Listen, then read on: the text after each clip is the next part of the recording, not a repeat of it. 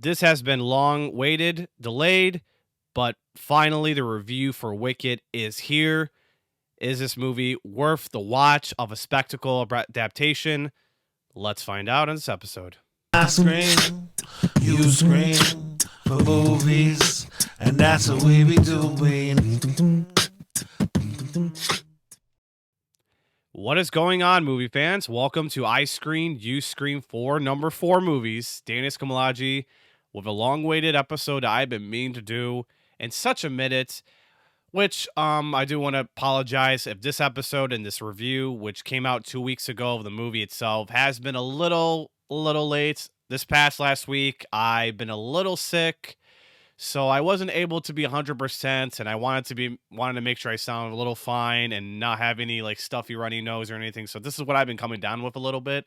So thought I'd get this right here, right now, before it's too late. And it's just a solo episode of me covering one of the surprising movies that I really got to enjoy, like a real life sensational Broadway, and it's based on a Broadway musical of the sensational phenomenon, part of Wizard of Oz in the world of Wicked, which is the movie, which technically, no shocking to anyone if they find this out, but this is the first part of Wicked. We're getting part 2 next year, so for now, we're covering Wicked part 1, but for now, just Wicked. So guys, before we get started, subscribe to the podcast, whatever you're listening on. Also, if you're listening to the podcast, jump onto the YouTube channel, which you'll get to see my face and exclusive content, which I will explain towards the end of the episode. But you also will see a variety of guests here and then on the YouTube feed. So the YouTube feed is where it's at for the additional content. So go on to the YouTube channel and subscribe there. My social media platforms are in the description below. Twitter and TikTok, they'll both be in the show notes, and my Letterboxd profile as well for more movie review in-depth purposes. So, Wicked. Based on a Broadway musical, coming to life on the biggest screen possible, directed by John M. Chu, one of the sensational filmmakers who's done Broadway music such as Hamilton and The Heights, and then he's doing this film adaptation into 2 parts. So when I heard about this, I was particularly curious to know what this is. So when the trailer for the movie came out around the Super Bowl in the past year of February, and when the movie looks like a spectacle, and this is the thing, when it's a spectacle and it looks like a true fantasy than I could not ever imagine, I'm in all the way. And the fact, this looks very amazing from what the trailer looks like, and that's what pulled me into this movie. So lucky for that, with Universal Pictures showing off a spectacular debut trailer with Wicked, that movie gained my interest, and waiting to see what the movie's like as trailers or any kind of footage is shown. This looks amazing, well done of trailers. So to the start off my thoughts for Wicked, I have to say, like I said, it surprised me. And one of my, for sure, top 10s of the year that I'm going to actually fit, because I was cruisingly vibing the musical adaptations. And this is a crazy thing too. This whole film, which I want to praise about, every scene later, 5-10 minutes later, they always start off with these amazing dialogue to straight into musical aspects, which is the whole idea. Like, you're basically watching a school play, and this is a Broadway at the same time. And John M. Chu basically defied gravity. When I say defy gravity, he brought this thing to life. And this is what I want to start off with. He did an amazing job defying this gravity to bringing this to life in a movie. And Wicked is something we never expect to see what it really feels like. And then look, I never watch musicals often, and we're getting Mufasa this December, this coming month, which I know I'm going to be sitting through the musical, of course, in some aspects. But guys, if you're expecting just an action movie or action fantasy movie, then look, I'd say keep your expectations low and just know it's based on an adaptation of a musical Broadway, because Wicked can really surprise you in a sense. And there's a lot of things to talk about in this episode, because, I mean, I'm going to try to keep it relatively short and sweet, but the musical aspects and the defying gravity thing were the huge takeaways that I truly impressed with what this movie is. So John M. Chu really did an amazing job of us elevating this movie to life and made it look like it's super surreally amazing at every depth possible, bringing this to life from a format adaptation, Broadway school play to life. It's one of a kind that I have to really praise how much enjoyable every 5-10 minutes. It's like a banger every 5-10 minutes. It gets really amazing and it just pulls you into the life of Broadway, which is what I love about this. And it should not surprise anybody if you're really just going to this movie expecting musicals. And look, Joker Folie à Deux, the problem is the ideas in this movie just weren't clicking enough. Not because I hate musicals, but the musical aspects in this kind of story into this idea of what they're going with a Joker 2 just didn't pull in, just didn't work.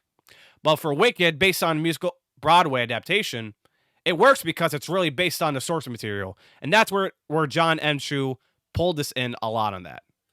Another huge takeaway, the cast of this movie are stellarly amazing. Now, I got to give two to the most amazing ones that I'm going to pretty much be spilling beans on, short and sweet. First, you star Ariana Grande playing Glinda. You got Cynthia Inrovo playing Elphaba. These two light up the show on stage with their amazing dynamic chemistry of sisterhood. And you know, that's the way of Glinda being befriending with a outsider who's green, but then they both put up a very good show and the relationship of these characters grew well.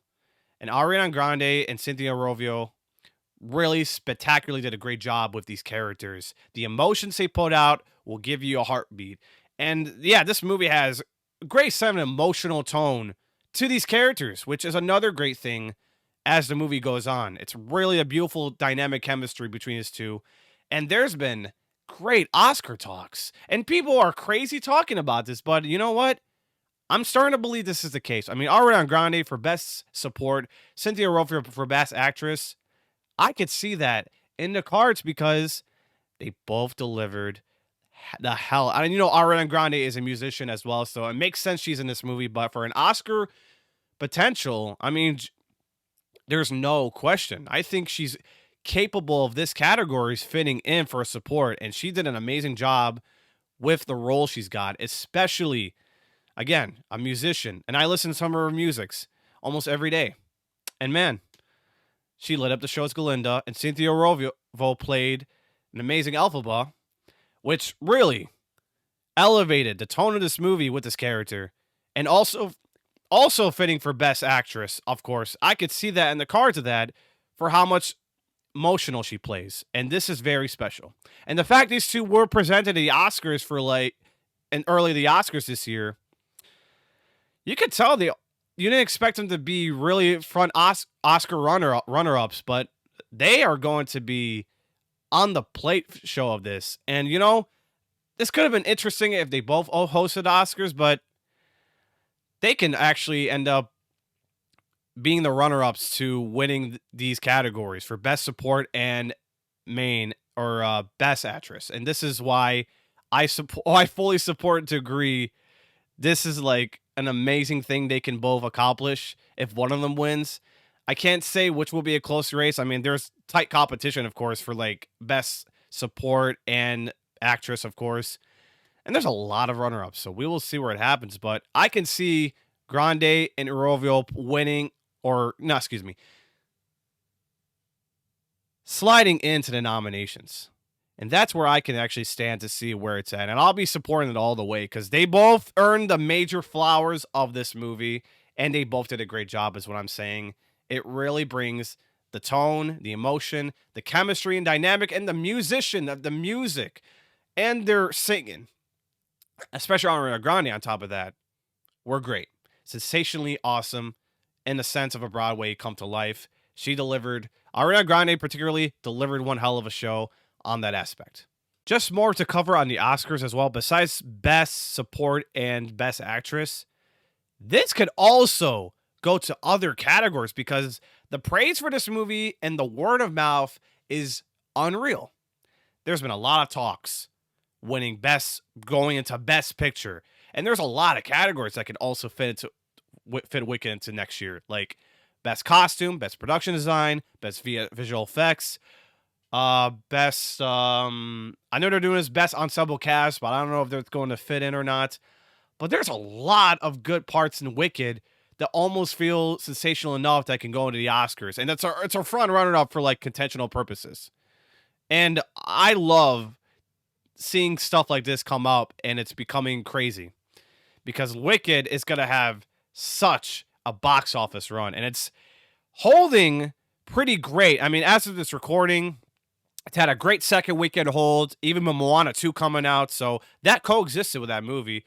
The first weekend didn't really became like a giant Marvel opening, but it was an opening that really set the tone of expectations, and the seatings in my local theater were wildly selling because this is based on because Universal did a great job marketing this and making this also Glicked thing with Gladiator, of course. But that kind of part with Wicked, with the whole front up marketing from Universal, they did a great job of hyping this up because this movie feels like a sensational, welcoming movie theater party, because this really feels like a party if you ask me, because this is the happening. This is the partying of a movie like this. And Wicked happens to be this movie that's getting crazy buzz every day, and it's becoming a wild thing. And now it's talk for Oscars, which, again, people are crazy, but I don't think they're crazy towards the end of the day because that may become true. It's going to go into other of the Oscar stuff going on, including Best Picture. I could see that going in, and there's a lot of categories that can go in that could end up surprising people. And I believe it could win some aspects. I mean, can I say best score in this category? Yeah, the best score in music could end up being the winner, of course. The cinematography, it's nothing crazy, so I don't think it's going to fit. But the costumes to production design, I mean, they look great. And wow, John M. Chu, I don't know if he fits best director, but again, he did a great job with this movie. Best picture, like I said, it's a special movie. Great buzz. Cinema score got an A. And there's there's going to be a lot of ride to part 2. And this is what I want to bring this up. This feels like Dune because when Dune Part 1 came out, lots of crazy Oscar talk. It ended up dominating the Oscars. Didn't win Best Picture, though. And then a lot of riding and excitement from the first one got into Part 2, and it opened bigger, and it made a lot more money. So Wicked's not going to make $1 billion for the way I can see this.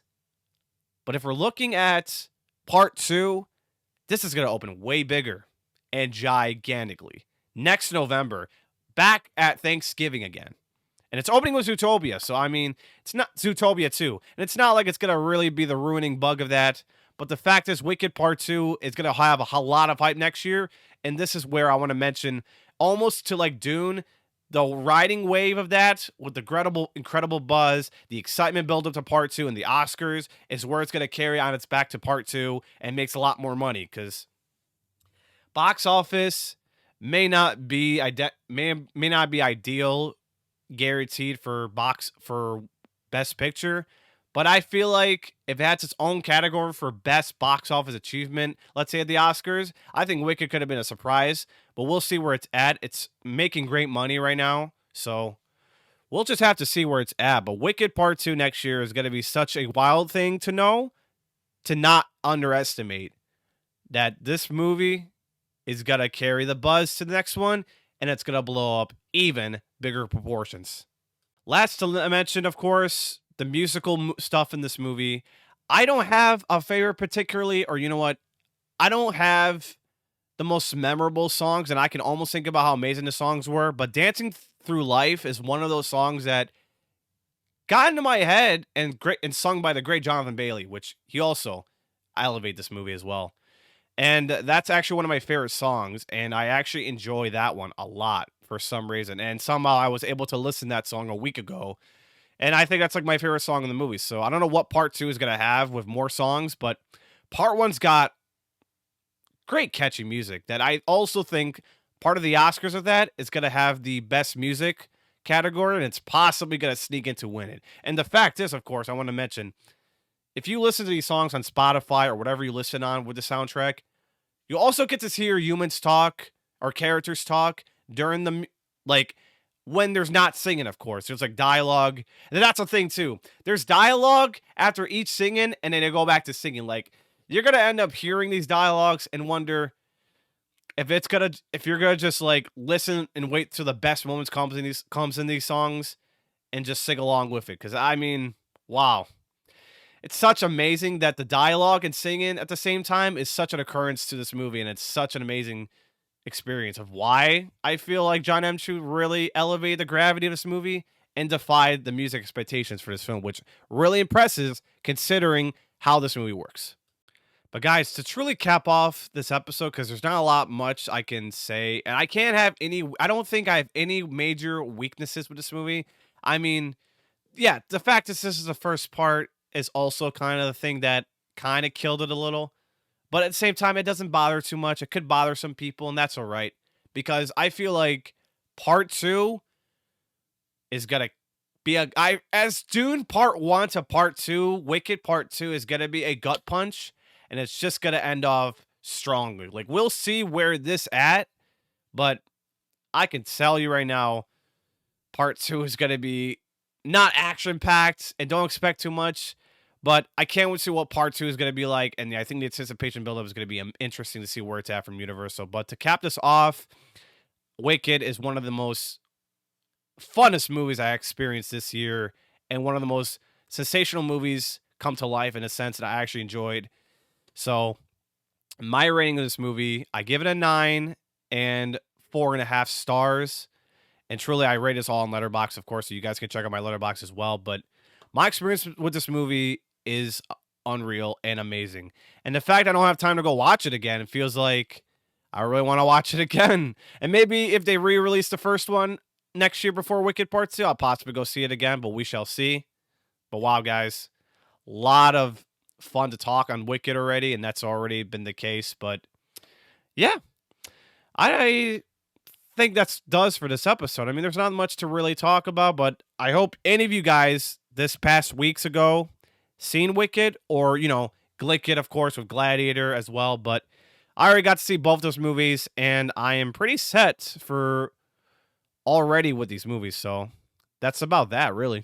But guys, just to mention, of course, if you haven't seen Wicked and you're planning to, or you wanted to very badly, there's the holidays coming up in Christmas and December. This movie is going to carry out very leggy, and the legs on this movie is going to be very huge considering it's a strong, sensational adaptation of Broadway musical. So if you never got to see it this past Thanksgiving or the weekend of Glicked, Christmas is there. It's going to leg out well with Sonic, Mufasa coming out this December, and it's going to be a giant box office runway for Christmas, and Wicked's going to hang on very tight throughout months. And I feel like this is your chance to go see it in any screen possible, and I think you're going to really much have your breath be taken away with this movie, because that's all I can pretty much say for how amazing Wicked is, and it's going to surprise you in every way. And again, don't expect this to be an action, sensational fantasy. This is a straight-up spectacle Broadway adaptation, which gives you the idea if you've seen the trailers. And I hope this would really carry anyone who wanted to see this movie on their way this holiday. And yeah, go see Wicked for the hell of the experience. You will be surprised. So guys, as always, thank you for watching or listening to the episode. If you have, subscribe to whoever you're listening on. And of course, if you're listening to the podcast, and this is something I want to bring up real quick as I end this episode, my YouTube channel is only getting a little funner because this past week ago, I have posted exclusively on the YouTube channel, which is why you got to go subscribe. But I've dropped my very own first time ever trailer reaction. And that's something I've been wanting to do this past couple months for a certain movie. But for those that haven't checked out my YouTube trailer or subscribed yet, I dropped a very first trailer reaction of the new Sonic movie trailer. And still, I'm all the way for Sonic, you guys. Coming out 2 weeks. I am gonna be hell of pumping throughout this month We're in 2 weeks ahead, so I can't wait.